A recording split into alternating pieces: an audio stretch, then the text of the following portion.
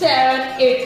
समझ में आ रहा है आप लोग को? बहुत इजी तरीके है, एक बार लास्ट बार देख लो, उसके बाद म्यूजिक पे हम लोग करेंगे। देखो कमर को क्या करना है, ऐसे नॉर्मल बैठ लेना है।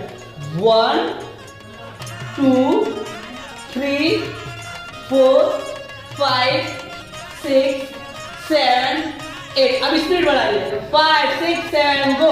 1 2 3 4 5 6 7 8। आप लोग को समझ में आ गया? तो चलिए म्यूजिक करके दिखाते हैं। दुकानिया के कर्जा धानिया